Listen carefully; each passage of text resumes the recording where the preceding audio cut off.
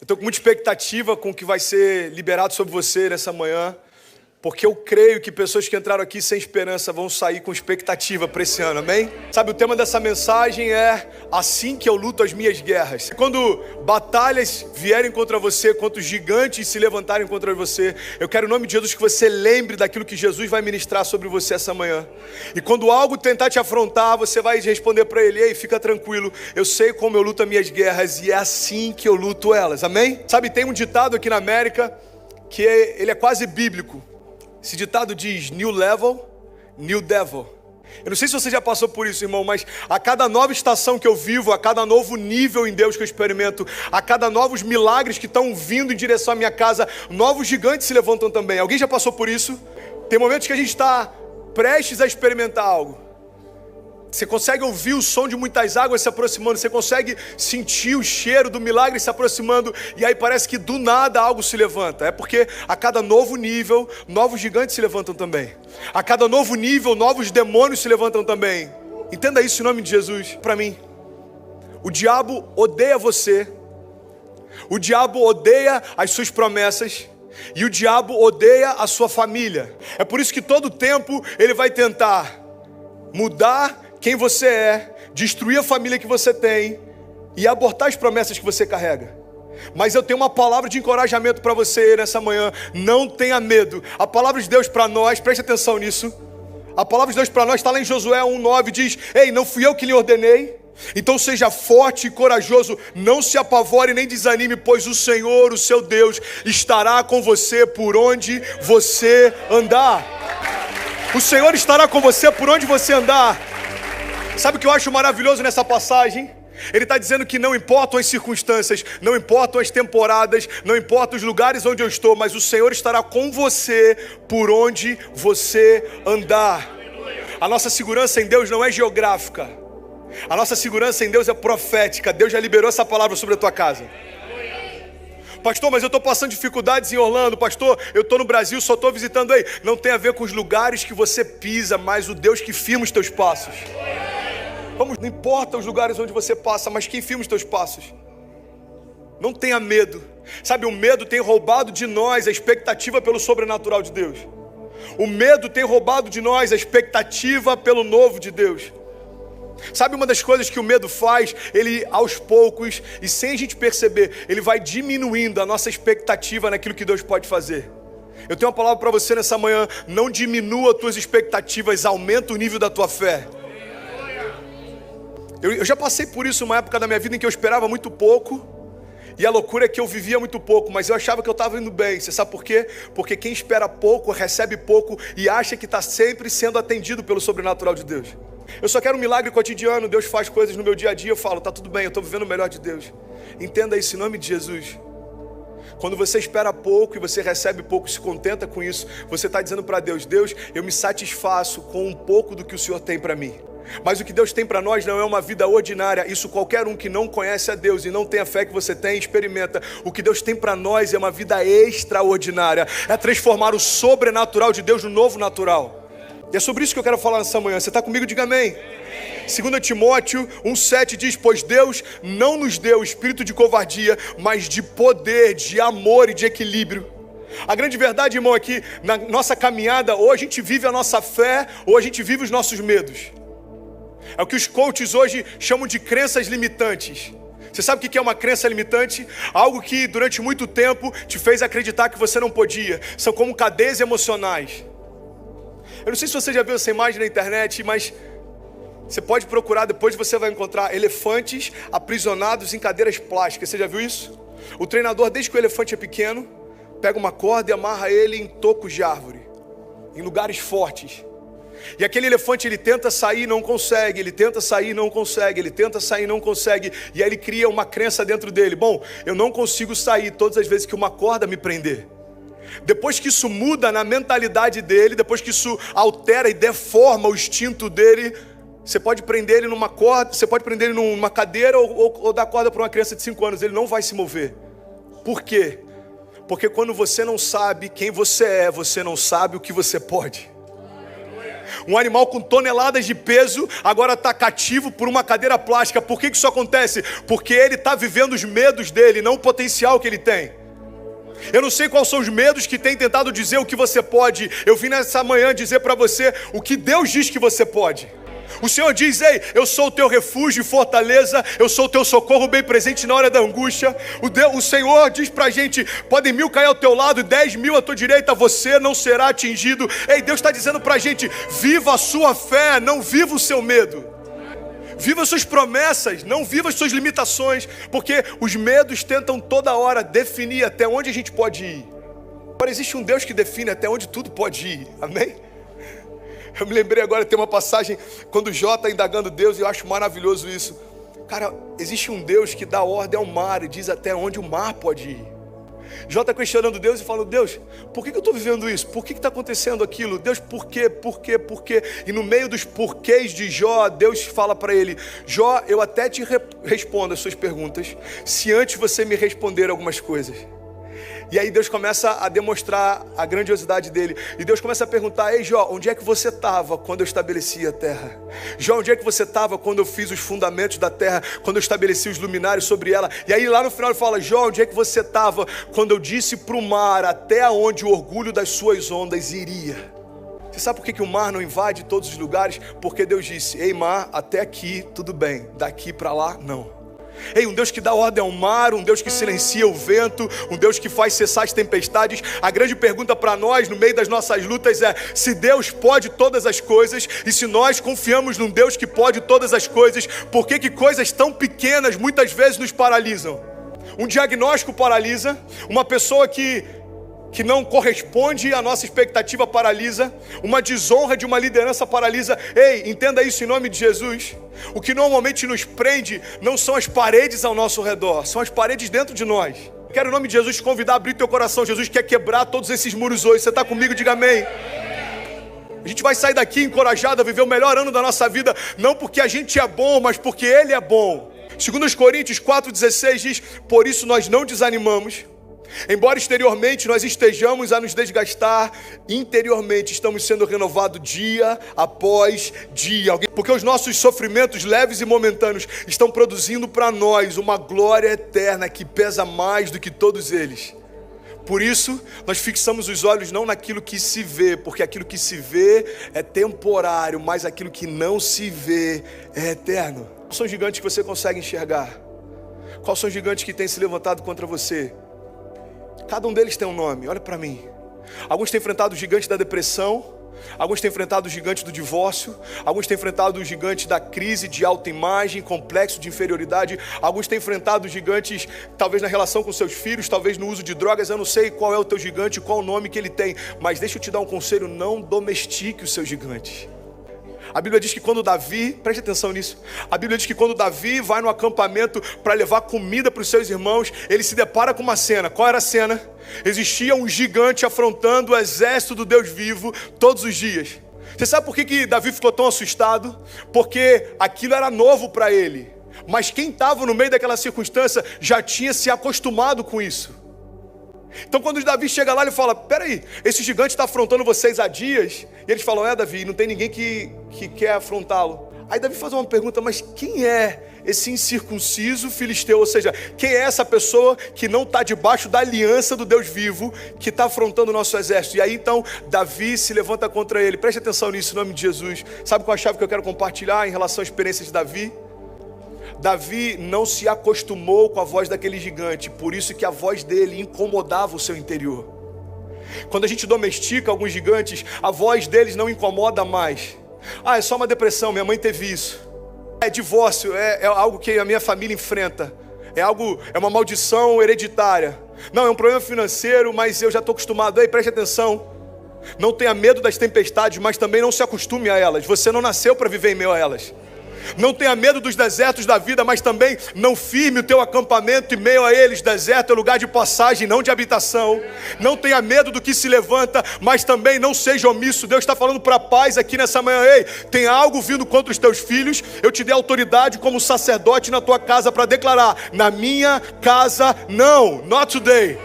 Tem algo se levantando no teu casamento. Eu te dei autoridade como sacerdote para falar: ei, no meu casamento não, hoje não vai acontecer. Você está comigo? Quais são os gigantes que têm te afrontado? Quais são as impossibilidades que têm vindo contra você? Eu tenho uma palavra para você nessa manhã. Não se preocupe. Não se preocupe. Eu sou um dos caras mais ansiosos que você talvez possa conhecer. A fé tem mudado isso dentro de mim. Os frutos do Espírito têm acalmado, mas eu tenho um impulso de ansiedade sobrenatural. Por muitas vezes eu confundia preocupação com preparação.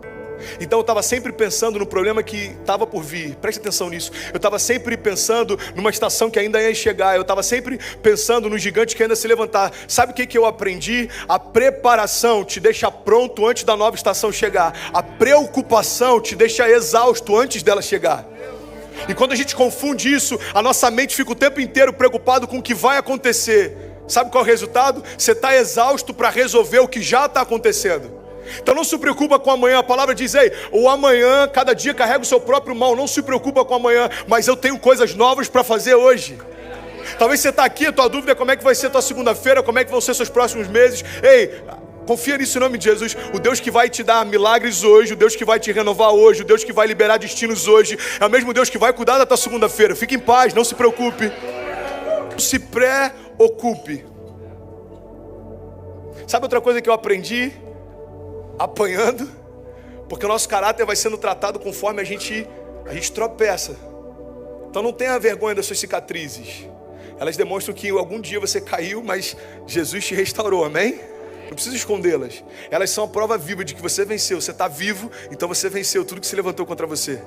Sabe, uma das coisas que eu quero compartilhar com você, vem comigo em nome de Jesus, é que aquilo que te ocupa vai definir o que te preocupa. Quando me ocupo com Deus, eu não me preocupo com os gigantes. Quando me ocupo em servir, eu não me preocupo em ser visto. Quando me ocupo com o meu chamado, eu não me preocupo com a ausência dele. Quando eu me ocupo com o que Deus tem para mim, eu não me preocupo com o vazio que bate a porta. Quando eu me ocupo com as boas novas do Evangelho, eu não me preocupo com com as fake news.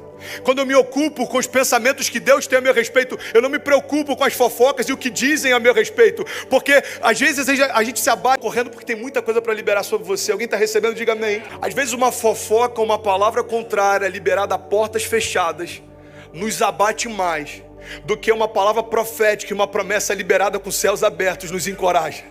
Como pode uma promessa dos céus nos encorajar tão pouco e uma fofoca, portas fechadas, nos abater tanto? Deus está falando para a gente: ei, não se preocupam com o que falam de você. O que vai ocupar o teu coração é o que eu digo sobre você. Porque eu bem sei os pensamentos que eu tenho a vosso respeito, diz o Senhor. Pensamentos de paz e não de mal, para te dar o fim que você deseja. Não se preocupe. O que tem ocupado os nossos dias? O que tem ocupado as nossas manhãs? Eu já perdi o número de pessoas que eu conversei, ou que eu atendi em gabinete, pais de família, homens de Deus que estão desanimados. Aí você faz a pergunta para ele: o que você faz pela manhã? Qual é a primeira parte do teu dia? Eu acordo e vou ver jornal. Eu falei: então tá explicado. A tua primícia é ouvir tudo de ruim que está acontecendo ao teu redor. Qual que é a impressão que você vai ter? Tudo vai mal. Você se levanta como se tudo estivesse indo mal. Você se move como tudo estivesse indo mal. E deixa eu te falar, ao invés de você se impregnar com as notícias ruins, deixa Deus soprar sobre o teu espírito as boas novas, dizendo: ei filho, não importa o que acontece ao teu redor, eu sei os pensamentos que eu tenho ao teu respeito. Não importa a quantidade de pessoas que têm fugido de mim, eu sei que a tua casa tem corrido para mim. Ei filho, existe uma promessa sobre você: eu e toda a minha casa serviremos ao Senhor. Isso não é um jargão evangélico, isso é uma promessa bíblica. Se a gente estiver firmado em Deus, nós e toda a nossa casa serviremos ao Senhor. Primeira chave que eu quero compartilhar com você. Se você quiser, acho que vai botar aqui. Você pode tirar foto e meditar sobre isso essa semana. Está aí na mídia? Ok. Primeira chave que eu quero compartilhar: não se preocupe com os gigantes que se levantam. Pode repetir isso comigo, diga: não, eu não vou me preocupar. Diga: com os gigantes que se levantam. Vamos ser sinceros, irmão, a gente fica sempre incomodado quando o gigante se levanta. E você sabe por que Deus não anula o papel deles na nossa história? Porque o gigante tem um papel fundamental na tua história. O teu inimigo, ele te impulsiona para visibilidade. O teu inimigo, ele força o teu futuro a tornar-se visível. Você quer um exemplo? Quando Davi chega até aquela situação em que o gigante está afrontando o exército, quem era Davi? Davi era só o entregador de marmita. Davi foi trazer quem tinha para os seus irmãos. Ninguém sabia que era Davi, ninguém tinha prestígio em relação a Davi, ninguém tinha expectativas em relação a Davi. Só que o gigante colocou Davi na história. O gigante fez com que Davi fosse falado até hoje. Mais de 2000 anos se passaram. A gente está em Orlando, na cidade do entretenimento, na nação mais importante da terra. E o que você está ouvindo pela manhã? A respeito da história de um homem pequeno que derrubou um gigante enorme. Ei, não se preocupe com os seus gigantes. Eles empurram o teu futuro a se tornar visível. Olha o que diz Hebreus 11. Hebreus 11 é uma passagem que fala sobre a galeria dos heróis da fé. Hebreus 11 vai citando inúmeros heróis da fé, homens que fizeram coisas sobrenaturais, homens que se moveram debaixo de uma fé daquilo que Deus podia fazer, homens que experimentaram o mar se abrindo diante de Faraó, homens que experimentaram o maná vindo do céu, homens que experimentaram tudo que a gente já leu a respeito do que Deus pode fazer. Esses homens experimentaram isso antes de Jesus vir. Isso é até algo interessante em Hebreus 11. Eu lembro que alguns anos atrás eu estava lendo Hebreus 11 e uma chave me chamou a atenção. Olha o que diz a palavra. Ele vai falando, olha, esses homens subjugaram reinos, esses homens praticaram justiça, esses homens fecharam a boca dos leões, esses homens apagaram o poder do fogo, esses homens escaparam do fio da espada. E algo me chamou a atenção. A palavra não está dizendo que os leões fugiram. A palavra não está dizendo que as espadas contra eles cessaram. A palavra não está dizendo que o fogo contra eles não veio mais, não. O que a palavra está dizendo é o seguinte: os leões continuavam lá, mas não tinham mais poder de comê-los. A espada continuava se levantando, mas não tinha mais o poder de feri-los. Ei, o fogo continuava vindo sobre a igreja, mas não tinha mais o poder de queimá-los. O que a palavra está dizendo para a gente é que evangelho não é ausência de lutas, mas é ausência de derrotas. Não significa que a gente não vai ser afrontado, significa que a gente não vai ser derrotado. Pastor, essa mensagem é muito triunfalista, eu sei. Mas Jesus, Ele é o Deus que pode todas as coisas. Se a gente esvaziar a expectativa do triunfo da fé sobre todas as mazelas do mundo, não tem sentido a gente estar aqui nessa manhã. Pastor, essa mensagem ela é muito otimista, ela é muito positiva. Eu sei. Esse é o caráter do Deus que a gente serve. A palavra diz para mim e para você que enquanto estivermos em Deus, nós somos mais do que vencedores. Você sabe o que significa ser mais do que vencedor? Não significa que Deus vai te poupar das lutas, significa que Deus já te deu vitória. É por isso que a gente pode caminhar em fé. Você sabe qual a loucura da fé? É a gente entrar em todas as batalhas já sabendo o resultado final. Você já imaginou a segurança de um lutador que todas as vezes que entra no ringue sabe que vai vencer? A segurança de um jogador que todas as vezes que entra em campo sabe que vai vencer? A segurança de um empresário que todas as vezes que empreende algo sabe que vai vencer? Então, é essa dinâmica da fé que Deus quer compartilhar com a gente. Ei filho, enquanto você estiver em mim, você já é mais do que vencedor. Está lá em João, se vocês permanecerem em mim e as minhas palavras permanecerem em vós, me pedirão o que quiserem, lhes será concedido. Tem alguém que está recebendo essa palavra? Os leões estavam lá. O problema é que às vezes a gente quer que Deus cesse tudo para que a gente confie nele. Olha que louco, a palavra diz lá em Salmos: o Senhor prepara uma mesa na presença dos meus inimigos e Ele me honra ungindo a minha cabeça com óleo e meu cálice faz transbordar. Ei irmão, a palavra não diz que o Senhor retira os inimigos da minha frente para que então Ele possa fazer. Você sabe por quê? Porque a honra de Deus sempre vai ser pública. Podem te desonrar em secreto, Deus sempre vai te honrar em público, na frente de todo mundo. Então Deus fala: ei filho, eu preparei uma mesa para você. Pai, mas o medo ainda está aqui, a depressão ainda está aqui, os pensamentos de morte ainda estão aqui. Então filho, é na presença deles que eu vou te honrar, ungindo a tua cabeça com óleo fresco. Pastor, os gigantes ainda estão batendo a porta. Eles têm que estar lá, meu irmão. Por que Deus permite? Porque eles impulsionam você para o teu destino profético. Vai ter uma hora que a gente vai, de alguma forma, ser expelido desse lugar. Alguma coisa vai acontecer. Seja uma questão, sei lá, por conta do mercado imobiliário. Comprar um mall, precisa que se mude. Precisa expandir. Teve uma obra, eu não sei. Mas vai ter algum momento que isso vai acontecer. A gente já viveu isso inúmeras vezes. Eu, na minha caminhada com Deus, já vi isso inúmeras vezes. E aí, quando algo se levanta e te fala: Senhor, o que está acontecendo? É retaliação. Deus está falando: não, eu estou empurrando você para um novo nível. Eu estou empurrando você para um novo nível, uma nova etapa, uma nova estação, uma nova temporada de milagres. Ei, em nome de Jesus, receba isso. Olhe para os seus gigantes como o estrado dos seus pés.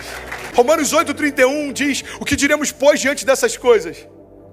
Você vai lendo Romanos, e Romanos fala, Romanos 8, lá no finalzinho, fala. Olha que poderoso isso, cara. Nada foi capaz de nos separar do amor de Deus. Nada. Nem anjos, nem demônios, nem a vida, nem a morte, nem o presente, nem o porvir, nem altura, nem profundidade, nem qualquer outra coisa na criação foi capaz de nos afastar do amor de Deus, foi capaz de nos separar do amor de Deus. Aí esse mesmo Romanos, um pouco antes, ele diz o seguinte: olha o que ele diz. Cara, se Deus fez tudo isso por você, se Ele entregou o único filho dele para ter você de volta, se Ele sacrificou Jesus e, como a Bíblia diz, teve prazer em moê-lo, porque nele estava todo o pecado da humanidade. Olha o que diz Romanos 31. O que diremos, pois, então, diante de todas essas coisas? Se Deus é por nós, quem será contra nós? Aquele que não poupou o seu próprio filho, mas o entregou por todos nós, como não nos dará também, juntamente com ele, de graça, todas as coisas? Pastor, por que Deus não retira os gigantes da minha vida? Eu vou te explicar, por um princípio básico. Os gigantes não vêm para te abater, eles vêm para te elevar, entenda isso. A Bíblia diz que em Cristo, agora, todas essas coisas estão debaixo dos nossos pés. Se eu entendo que tudo que se levanta contra mim está debaixo do meu pé, eu entendo que todas as vezes que o inferno se levantar, ele vai me promover também. É por isso que todo teste que você passa dói, mas quando você vence, se torna testemunho. Por quê? Porque o inimigo tentou te ferir naquela área, mas ele não conseguiu, agora se torna o teu testemunho de milagre também. O que você está passando? Problema em casa? Senta aqui, deixa eu te falar o que eu vivi há 5 anos atrás. Ah, problema financeiro? Senta aqui, deixa eu te falar do que eu vivi há 10 anos atrás. No reino não há desperdício, irmão. Deus não rejeita suas cicatrizes, porque quando você sentar para compartilhar o que você já viveu, alguém vai se alimentar do que você experimentou. Alguém vai se edificar. É por isso que eu acho lindo quando a gente vê casais liderando G6 de casais, por exemplo. E aí, qual que é a história? A gente quase se divorciou. Deus mudou a nossa história e hoje a gente cuida de casais. Eu hoje sou um pastor de jovens. Eu fui um dos jovens mais problemáticos da minha escola, um dos jovens mais problemáticos do meu ciclo social. Eu bati de carro inúmeras vezes, eu fui para a delegacia inúmeras vezes, eu cheguei alcoolizado em casa inúmeras vezes, eu já fui espancado na saída de uma boate, fraturou minha mandíbula, meu rosto foi costurado, o nariz foi costurado. E aí a grande pergunta é, bom, agora que Deus restaurou o André, vamos botar ele em qual área? Acho que dos céus ele olha e fala, óbvio que com jovens, porque um jovem problemático foi transformado pela fé, e alguém que já experimentou milagres tem propriedade para falar de milagres. Quem experimentou milagres tem autoridade para falar de milagres.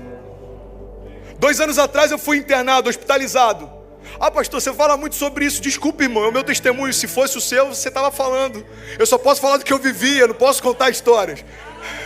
Kezinha fala para mim, amor, você já falou do hospital 1000 vezes. Kezinha, são as cicatrizes que eu carrego. Não dá, amor.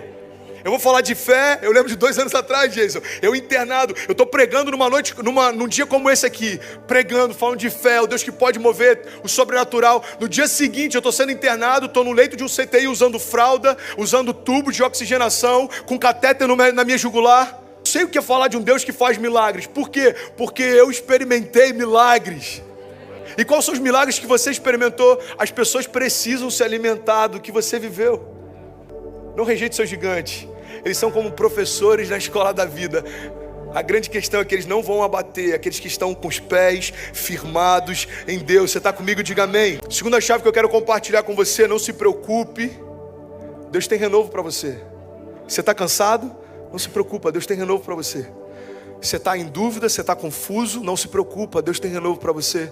Você não sabe o que vai ser do seu amanhã, você não sabe o que vai acontecer com o teu visto, você não sabe para onde vai a tua empresa, você não sabe como é que está o teu casamento, você não sabe o que Deus escreveu para você viver em 2019. Não se preocupe, nessa manhã Deus tem renovo para você. Amém? Existe poder no renovo. Agora olha que interessante. Nós somos um lugar de novos começos, nós pregamos novos começos, renovo, salvação, caminhada com Deus, abrir mão do passado para viver o novo de Deus. E como pastor de jovens também, sabe algo que eu percebi? Preste atenção nisso, irmão. A nossa geração, ela tem uma percepção muito equivocada do que é renovo. A gente acha que renovo é descartar o que está dando errado para começar do zero. Porque é o reflexo da nossa geração. A nossa geração trata tudo como se fosse descartável. Eu não gostei da exortação que o pastor me deu, então eu vou trocar de pastor. Eu não gostei da direção que o meu líder me deu, então eu vou sair do ministério. Eu não gostei do que o meu namorado falou, então eu vou terminar o relacionamento. Eu não gostei do que eu estou vivendo no meu casamento, então eu vou me divorciar e casar de novo. E entenda, o renovo de Deus não é descartar o que você tem para começar do zero. O renovo de Deus vai ser exatamente no lugar onde você está, porque esse é o maior milagre que alguém pode viver. Seu casamento está indo mal, então se prepara. É dentro da tua casa que o céu vai gerar milagres. A tua empresa está indo mal, então tenha fé dentro do teu negócio que Deus vai gerar milagres. Deus não descartou a criação desde o Éden. Irmão, vamos ser sinceros. O homem pecou, Deus chega para o homem e fala: eu te dou governo sobre todas as coisas, autoridade sobre todas elas, eu te dou influência sobre a criação. Deus, ele foi tão generoso que até o nome da criação ele deixou o homem estabelecer. Ele fala: eu só te peço uma coisa, não come desse fruto. Você consegue imaginar se a natureza de Deus fosse como a nossa? Assim que o homem pecou, o que a gente teria feito? Fulminava a criação e começava do zero. Fala a verdade, irmão, é isso que a gente faz com os nossos relacionamentos. É isso que a gente faz muitas vezes com o nosso chamado. Se frustrou com uma igreja. Quantas pessoas eu ouço: pastor, estou chegando agora na igreja, mas não quero me envolver em nada, estou muito machucado. Ah, é? Entendi. E Deus tem alguma coisa a ver com isso? Não, foi meu antigo líder. Irmão, não, a partir de agora não tem mais a ver com o líder que você teve, mas com o tipo de líder que o seu liderado vai ter. Ah, pastor, eu não quero me envolver, eu estou muito machucado, eu fui muito ferido com meus pais. Ah, é? Ok. Agora não tem mais a ver com o tipo de pai que você teve, mas com o tipo de pai que o seu filho vai ter. Porque é muito fácil a gente pegar as desculpas e falar: me machucaram no passado, me frustraram no passado. Ok, irmão, isso já passou, as coisas velhas passaram e em Cristo tudo se fez novo. A pergunta dos céus para nós é: o que você vai fazer com o que você recebeu? Nós somos a resposta de oração de alguém. Compartilhei isso no Next semana passada. Eu tinha que pagar o aluguel, eu cheguei lá. Quanto que é? Beleza, isso aqui. Aí eu fui pagar, a mulher: não, tem o Texas. Eu falei: aham. Quanto que dá? Dá X. Aí faltava 56 cents, irmão. Eu não tinha 56 cents. Passa o irmão da igreja. Aí são os do nada de Deus. Do nada, chega o irmão da igreja: e pastor, tudo bem? Eu falei: ótimo. E aí, como é que tá as coisas? Eu falei: agora tá tudo certo, irmão. Seguinte, 56 cents você tem para emprestar? Aí ele falou assim: tenho, pastor, claro. Aí pagou. Eu falei: glória a Deus. Aí eu chego no office, entrego o pay order. Eu falei: tá pago. Aí a mulher falou assim: então, você pagou com 2 dias de atraso, tem uma multa. Aí eu falei: sangue de Jesus tem poder. É lei de Murphy, né, irmão? Tem dia que você fala: nada pior pode acontecer. Aí fura o pneu. Aí você vai ver, tá sem step. Aí fala: mano, não pode piorar. Começa a chover só onde você tá. Já aconteceu com isso? Aí você tá no carro conversível, vai apertar o botão, deu problema no dispositivo, você tá lá, chovendo dentro do teu carro. Você olha pro lado, tá seco, todo mundo seco, você tá chovendo. Tem dia que é assim, irmão. Não desanima, ok? Acontece. Aí eu falei: tá bom, irmã. Quanto que é a taxa? Aí ela falou lá: quase $100. Eu falei: tá bom. Posso trazer daqui a pouco? Pode, tá bom. Cheguei em casa, quer dizer: e aí, amor, pagou? Eu falei: paguei. Tá tudo certo? Eu falei: tá, tem só uma taxa, mas tá de boa. Ela falou: mas a gente tem pra taxa? Eu falei: tem. Senhor, me ajuda. Misericórdia. Aí do nada, você pode falar isso comigo? Diga: do nada. Do nada chega uma notificação do Cash App. Glória a Deus pelo Cash App. Pum, eu olhei o valor. Adivinha, irmão? Exatamente o valor que eu precisava. Eu não estou falando de algo que aconteceu há anos atrás, não. Os nossos milagres não tem que ser milagres de 5 anos atrás, não. Deus tem milagre para fazer hoje, amém? Semana que vem você vai compartilhar milagres que Deus gerou hoje nesse culto. Daqui a 2 anos você vai compartilhar 2 anos de milagre, porque a caminhada com Deus é de glória em glória. Aí depois que aconteceu, eu falei: quer dizer, então, amor, lembra daquela taxa? Eu não tinha, Deus fez e tal. Para que isso? Para edificar a nossa fé, porque não tem a ver com o que a gente tem a ver com nas mãos de quem a gente coloca. Você acredita, irmão, de verdade? Olha para mim. Você acredita de verdade? A gente lê sobre multiplicação de pães e peixes. Aquele menino pega um lanchinho dele, 5 pães e 2 peixinhos, e aquilo ali gera alimento para toda uma multidão. Você acredita de verdade que aquele menino era a única pessoa no meio de uma multidão que tinha o que comer? Mano, isso é muito forte. Olha o que Deus está falando com a gente aqui agora. Pega essa porque essa é fresca, amém? Você acredita que aquele jovem era a única pessoa no meio de uma multidão que tinha o que comer? Eu saio com Kezinha, ela leva leitinho, proteína, barra, não sei o que para a Cecília, leva maçã, banana, leva jujuba, leva biscoito. Eu falo, amor, a gente não vai acampar, a gente só está indo ali no milênio, ok? A gente só está indo ali na igreja. Não, mas ela pode sentir fome. Você acredita que no meio de uma multidão ninguém havia levado comida? Não, irmão. Aquele jovem, eu acredito que não era o único que tinha o que comer. Eu acredito que ele era o único disposto a entregar. E você sabe qual é a chave que gera milagres? É quando eu não me prendo no pouco que eu tenho, mas eu confio no Deus que eu sirvo. Eu falo, Deus, o que eu tenho é pouco para mim, mas nas suas mãos é o suficiente para tudo aquilo que eu preciso. Eu entrego, eu celebro, eu devolvo. Aplauda mais forte, irmão, em nome de Jesus. Ei, é tempo de entregar. Entrega teu futuro nas mãos dele, entrega tua casa nas mãos deles, entrega os teus sonhos, o teu coração. Ei, Pai, eu quero nessa manhã entregar. Está aqui tudo que é meu, é teu, Pai. Os meus sonhos são teus, o meu coração, o fôlego que eu tenho foi o Senhor que me deu. Então me move segundo os teus propósitos. A palavra de Deus diz, todas as coisas cooperam para o bem daqueles que amam a Deus. Tem uma condicional. Pastor, parece que tudo dá errado. Irmão, nem sempre tudo vai cooperar. Porque a condicional é quando a gente ama a Deus e se move segundo os seus propósitos. Deus nunca vai fazer prosperar algo que vai te roubar dele no futuro. Tem coisas que não funcionam porque Deus não se alegra mesmo. Você lembra do jovem rico? O jovem rico chega para Jesus e muita gente acha que o problema de Jesus era com riqueza. Irmão, Jesus não tinha problema com riqueza. Você quer um exemplo claro? Jesus tinha um tesoureiro para o seu ministério. Se ele vivesse em falta, ele não precisaria de ninguém para contar as ofertas que recebia. Faz sentido? Por que Jesus não passava dificuldade? Eu creio nisso. Porque você só pode dar o que você tem, não faz parte do caráter de Deus, pobreza e miséria. Então Jesus não poderia dar aquilo que ele não viu o Pai fazer. Jesus, ele era próspero, ele era simples, mas ele era próspero a tal ponto que o tesoureiro roubava da bolsa das ofertas e ainda assim eles tinham o suficiente para viver. Então Jesus se depara com um jovem rico e fala, faz o seguinte, eu vejo que você é bom, teu coração é bom, vende tudo que você tem e me segue. Ah, pastor, Jesus tinha problema com a riqueza do rapaz? Não, Jesus já sabia o que roubaria o rapaz dele lá na frente. Para aquele jovem, era riqueza. Para outros, talvez o teu namoro. Para outros, talvez o teu status. Jesus está falando para você hoje, me entrega hoje o que pode me roubar de você amanhã. Entrega hoje o que pode me distanciar de você amanhã. Jesus, mas não tem sentido o que você está pedindo para entregar. Não faz diferença nenhuma na minha história hoje. É, filho, mas eu conheço o teu amanhã e eu sei que amanhã isso vai te roubar de mim. Me entrega hoje. Me entrega hoje o teu futuro, me entrega hoje os teus planos, me entrega hoje a tua casa, me entrega hoje a tua família. Eu só posso tocar naquilo que você me deixar tocar. É por isso que Jesus está à porta e bate. Lá em Apocalipse diz, porque estou à porta e bato. Você sabia que Jesus não está falando isso para um não crente? Jesus não está falando, ei, você que nunca ouviu falar de mim, eu estou batendo a porta, deixa eu entrar. Não, Jesus está falando isso para uma igreja. Laodiceia, se não me engano, não lembro qual que é a igreja. Ei, igreja, eu estou à porta e bato. Você sabe qual é a loucura? A palavra de Deus está dizendo que Jesus estava do lado de fora de uma igreja pedindo para entrar. Jesus só vai tocar naquilo que você deixar tocar, irmão. Jesus só vai tocar naquilo que você precisa que Ele toque. Jesus fala, olha, eu não vim para os sãos, porque eles não precisam de médico, eu vim para aqueles que estão doentes. Sabe o que Jesus está dizendo? Eu só posso curar as partes do teu interior que você reconhecer que estão doentes. O que precisa de cura hoje? Você sabe o que precisa de cura hoje? Eu quero liberar isso sobre você. Feche teus olhos em nome de Jesus. Quais são as áreas da tua vida que precisam ser curadas? O Deus que ressuscita mortos está aqui nessa manhã falando, ei, vem para fora. Ministério, chamado, projetos na tua família, na tua vida financeira, o que parecia morto, vem para fora.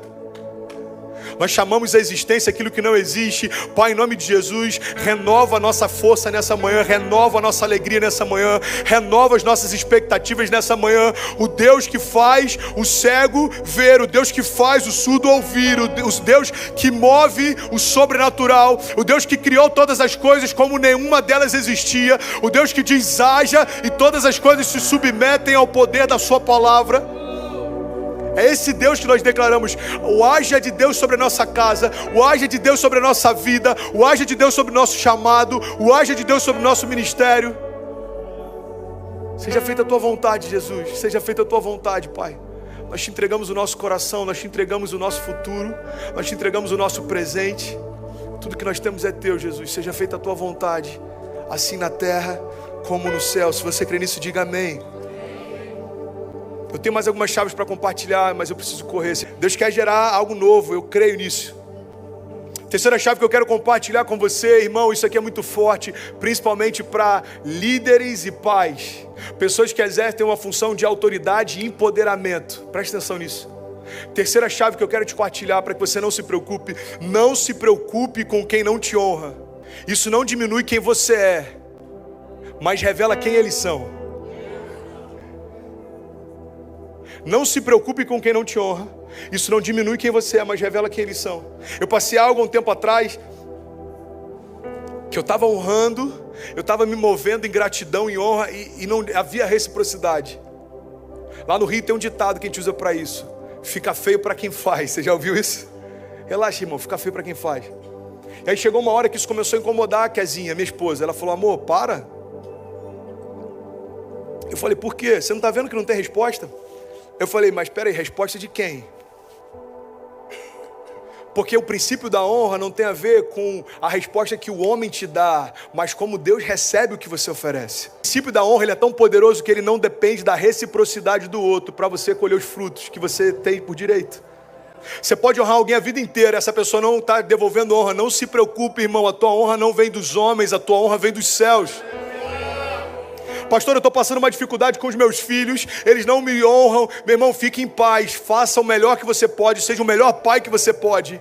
Eu sei que é frustrante, pais de adolescentes, eu conheço adolescentes, eu já fui adolescente, é frustrante, irmão. A gente daria a vida para os filhos se fosse necessário, eles não conseguem agradecer por nada. Você dá uma mochila que ele quer, custa X reais, aí quando você dá, é dessa cor, não gostei. Pai, eu quero aniversário de 15 anos. Aí o pai vai lá, se sacrifica, se endivida, faz o que ele pode, o que ele não pode, conta com a ajuda de familiares. Quando chega lá, não tem DJ, não gostei. Essa é a nossa geração. O problema não é quando é menino, o problema é quando cresce e continua fluindo como menino. Não se preocupa com quem não te honra, irmão. Isso não diminui quem eles são, revelam quem eles são. Eu passei algo um tempo atrás, eu estava pregando no Sul. E eu cheguei lá, eles chamam de sala verde, alguns chamam de camarim, outros chamam de sala VIP, enfim, a sala onde você fica antes de entrar para ministrar. Aí o pastor veio comigo todo feliz, falou: vem cá, deixa eu te apresentar a banda que vai ministrar aqui, o cantor e tal. E quando a gente chegou, tava lá a banda, o hold, todo mundo. E aí, gente, tudo bom? Boa noite, boa noite, boa noite. Aí o cantor, ele olhou para mim assim e voltou pro celular. Eu falei: ok, não quer ser meu amigo, tudo bem. Daqui a pouco a gente desce para o culto começa e o pastor fala: olha, daqui a pouco vai pregar aqui, já está com a gente o pastor André Fernandes, ele é pastor da Lagoinha lá de Niterói, é um homem de Deus e tal, não sei o quê. Aí o músico, ele veio para mim, e ele conseguiu deixar pior do que já estava. Ele falou assim: cara, me desculpa, eu achei que você era só um voluntário. Tem algum voluntário aí? Esse sangue de Jesus tem poder, irmão. Eu não vou nem ouvir essa música, eu vou botar aqui no iTunes que é melhor. Quando acabar de cantar, você me chama. Como assim? Você achou que era só um voluntário? E eu aprendi um princípio. Presta atenção nisso. Quando alguém te diminui, não muda o valor que você tem, mas revela o quanto pequeno ele é. Tem alguém te diminuindo, tem alguém te confrontando, não se preocupe. Você está comigo? Não se preocupe. Quarta chave que eu quero compartilhar com você. Se tem alguém recebendo, diga amém. Não se preocupe com quem te persegue. Tá tudo certo. Tenha cuidado com quem te distrai. Não se preocupe com quem te afronta, mas tenha cuidado com quem te distrai. Sansão foi gerado para ser o libertador do povo, libertador de uma nação. Você sabe o que paralisou Sansão? Uma mulher. Porque o inimigo nem sempre ele vai te afrontar, muitas vezes ele vai tentar te distrair. Sabe o que mais paralisa pessoas no ministério? Não são os perseguidores, são os bajuladores. Presta atenção nisso. Se você exerce função de liderança, se você é pastor, se você está à frente de algum ministério, se você está à frente de algum negócio, empresa, você quer saber qual é o suicídio que você pode fazer da tua liderança? Se cercar só de pessoas que concordam com você. Porque você está indo para o abismo sem saber que está indo para lá. Está todo mundo falando: isso aí, muito bom, está batendo nas costas, mas preste atenção nisso. O problema não são os seus perseguidores. Os teus perseguidores te mantêm firme, eles fazem com que a tua guarda esteja sempre levantada, eles te impulsionam a ser sempre alguém melhor. Mas o seu bajulador não, ele te desarma e sem você perceber, pum, já foi. Quinta chave que eu quero compartilhar com você, eu preciso muito correr, senão o pastor nunca mais me chama para pregar. Não se preocupe com os diagnósticos. Eles têm a função de quantificar o tamanho do teu milagre. Não se preocupe com os teus diagnósticos. Eles têm a função de quantificar o tamanho do teu milagre. Sabe o que eu acho maravilhoso? Esses testemunhos de fé, eles edificam a gente a ir mais longe. Eu lembro que aconteceu algo lá no Rio que me marcou para sempre. uma mulher que era estéril se inscreveu no curso de pais grávidos. O ventre dela não podia gerar, mas ela falava o seguinte: olha, Deus disse que eu vou ser mãe, então eu estou me preparando para isso. Não é algo que pode acontecer, é algo que já aconteceu. Ela se inscreveu. Ela termina o curso de pais grávidos, recebe a notícia: engravidou.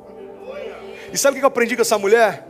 O ventre dela era estéril, a fé dela não. A questão não são as partes dentro de nós que são estéreis, mas é que tipo de fé a gente carrega. Você quer um exemplo claro disso? Olha que loucura. A Bíblia diz que Maria tinha um ventre virgem quando concebeu Jesus. Só que quando a gente lê sobre a história de João Batista, aquele que antecedeu Jesus, aquele que preparou o caminho para Jesus, a Bíblia diz que o ventre da mãe de Isabel, a mãe de João Batista, era estéril. Consegue perceber a ironia e o bom humor de Deus? Deus pega um ventre estéril e sopra sobre ele a voz que clama no deserto. Agora Deus pega um ventre virgem e sopra sobre ele aquele que é o caminho, a verdade e a vida. O que Deus está dizendo para a gente é o seguinte: não tem a ver com os ambientes que te cercam, tem a ver com o sopro que eu libero sobre você. Ah, o ventre não pode gerar? Tá bom, João Batista então. Pode aplaudir. Tem algum incendiário aqui? O ventre dela era estéril, a fé dela não. Não tem a ver com circunstâncias, não tem a ver com geografia, não tem a ver com o tipo de criação que você teve, não tem a ver com o que os seus pais disseram que você pode, não tem a ver com o que os seus amigos acreditam que você vai fazer, não tem a ver com a lógica, porque Deus ele é especialista em envergonhar a lógica. Ah, não pode voltar a enxergar? Então tá bom. Passa a enxergar hoje. Ah, não pode andar sobre as águas? Então tá bom. Pedro, vem cá, me acompanha. Ah, não pode um homem que morreu ressuscitou? Então tá bom. Lázaro, vem para fora. E Jesus é apaixonado em ferir a lógica, envergonhar aquilo que a gente entende que não pode acontecer. Ah, não pode acontecer. Não pode acontecer um Deus se transformar em homem, o verbo se tornar carne para se dar por aquele que ele criou. Então tá bom, então eu vou descer. O cordeiro já foi imolado antes da criação de todas as coisas. Antes de você pecar, Deus já havia providenciado o escape. Antes da gente tropeçar, Deus já havia providenciado o cordeiro. Você sabe qual foi a loucura que Jesus propôs? Você sabe por que perseguiram Jesus? Por que as pessoas eram tão incomodadas com a forma como Jesus fluía? Porque até então, irmão, todos os deuses conhecidos, todos os deuses do panteão, todos os deuses que as culturas da época conheciam, eles eram poderosos, soberanos, assim como Deus é, mas nenhum deles se humilhou a ponto de se fazer homem e habitar no meio dos seus. O escândalo da graça é que Jesus, ele abriu mão de tudo que ele tinha por você. Você esses dias falou: pai, é verdade que o céu tem ruas de ouro? E eu achei aquela pergunta tão bonitinha, porque me trouxe à memória coisas que me impressionavam no início da minha caminhada. Eu falei: é verdade, filha. Sabe o que Deus está dizendo para a gente? Aquilo que a criação está morrendo para conquistar no céu, Ele botou para a gente passar por cima. Está dizendo: vocês estão morrendo por isso? Então tá bom, vamos usar como pavimentação no meu reino. Vocês estão abrindo mão de amizade por isso, vocês estão perdendo noite de sono por isso, ei, vocês estão se deixando ser deprimidos por isso, vocês estão sendo oprimidos por isso, vocês estão sendo cativos por isso. Então aquilo que trouxe cativeiro para a criação, agora eu coloco no lugar devido, debaixo dos seus pés. Deus não se move por diagnósticos. O sexta chave que eu quero compartilhar, e eu juro que não se preocupe em como vai ser, confie em quem prometeu. O como tem roubado a nossa expectativa no quem. Pedro está andando. Deixa eu falar uma coisa aqui, uma revelação revelada. Não é heresia, ok? É só uma brincadeira. Mas é sério. Mas é brincadeira. Pedro não andou sobre as águas. Como assim, pastor? Você acabou de falar do milagre? Eu vou te explicar melhor. Da perspectiva dos céus, Pedro andou sobre a palavra. Porque quando Jesus libera a palavra e diz: Pedro, vem, a palavra de Deus firmou os passos de Pedro. Às vezes a gente está esperando algo físico acontecer para se mover. Deus está falando: não tem a ver com físico, tem a ver com um profético. Quando eu libero, acontece. Quando eu falo, acontece. Quando eu falo, acontece. Você está comigo? Diga amém. Desde o princípio foi assim, disse Deus e tudo se fez. Deus, quando olha para a criação, olha que loucura. No princípio a terra era sem forma e vazia, e havia trevas, o Espírito de Deus pairava sobre a face das águas. A fé que nós temos, a fé do tipo de Deus, não é uma fé de constatação. Deus não olhou para o vazio da terra, Deus não olhou para a escuridão da terra e falou: uau, que escuridão, e puf, ficou mais escuro. Ele falou: uau, está mais escuro, puf, mais escuro. Não. Ele não constata o que existe, ele declara o que vai haver. Então Deus vê a escuridão e fala, haja luz, e houve luz, e ele viu que era bom. Ele fala, agora haja separação entre a porção seca e a porção molhada, pum, e ele viu que era bom. Você sabe qual é o padrão bíblico que Deus está ensinando pra gente, desde o princípio, não mudou?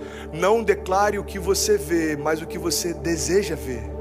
Eu já tive jovens que, quando você vai conversar para tentar entender a raiz do problema, sabe que eu já ouvi de vários jovens, os meus pais sempre disseram para mim, você é um miserável, você não vai dar em nada, você é um problemático, você é isso, você é aquilo. O tempo inteiro o pai está liberando realidades a respeito do que o filho vai se tornar. E a gente se assusta quando isso acontece. Ei, existe poder de vida ou de morte na tua palavra, então saiba como você usa. Eu quero nessa manhã te convidar em nome de Jesus a usar isso para que o futuro que Deus preparou para você, para tua casa, se cumpra em nome de Jesus. Você crê nisso? Pare comigo assim, diga Pai, diga eu creio que toda palavra que foi liberada, diga sobre mim, sobre a minha casa, sobre a minha família, diga vai se cumprir.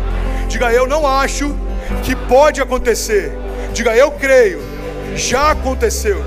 Diga eu vou viver os melhores dias da minha vida em nome de Jesus, amém, amém.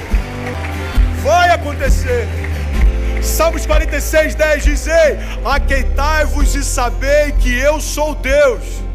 Aquieta o teu coração, aquieta a tua alma. Às vezes a gente acha que a tempestade que está vindo sobre nós são as ondas ao nosso redor. Não, irmão, a maior tempestade que a gente tem enfrentado são as ondas dentro de nós. Tempestades dentro de nós. Deus está falando, antes de eu gerar o teu milagre, acalma e aquieta a tua alma. Ei, olha para mim, eu sou Deus. Você lembra disso? Eu sou o Deus que te formou quando nada ao teu redor existia. Eu sou o Deus que sonhou com você quando seus pais nem sabiam que você seria gerado. Ei, eu sou o Deus que te amou no passado. Eu sou o Deus que te ama no presente. Eu sou o Deus que vou te levar para o teu futuro. Então aquietai-vos e sabei que eu sou Deus. Tá tudo certo, irmão. Eu quero terminar essa mensagem agora, em nome de Jesus. Quero compartilhar algo com você. Não se preocupa com o teu passado. Eu não estou dizendo só o passado de anos atrás, estou falando talvez as tuas últimas semanas. Não se preocupa com o teu passado, os céus não se movem mais lá. A loucura é a gente querer que Deus se mova em lugares que não existem mais. Talvez você está aqui e você está dizendo, Deus, eu quero viver tudo que o pastor pregou essa manhã, mas eu sou tão sujo. Eu fiz algo errado na semana passada, eu fiz algo que me sujou. Antes de vir para cá, eu discuti com a minha esposa, eu falei coisas que não deveria. Ei, irmão, deixa eu te falar, você está falando de um tempo que para os céus não existem mais, porque o céu se move no presente e no futuro. O passado, para quem está em Cristo, não existe mais. As coisas velhas passaram e tudo se fez novo. Não se preocupa com o passado. Olha o que a palavra diz. Filipenses 3,13, esquecendo-me das coisas que ficaram para trás e avançando para que estão adiante, eu prossigo para o alvo, a fim de ganhar o prêmio do chamado celestial de Deus em Cristo Jesus. 2 Coríntios 5,17 diz, portanto, se alguém está em Cristo, é nova criação, as coisas velhas passaram e tudo se fez novo. Você sabe por que o inferno está sempre tentando trazer o teu passado à tona? Eu vou te explicar. É porque o diabo, ele sabe do teu nome, ele sabe quem você é, mas ele insiste em te chamar pelo teu pecado. Mas sabe qual é a boa notícia? Jesus conhece todos os teus pecados e continua te chamando pelo nome. Ei, Jesus está te chamando pelo nome, irmão. Se você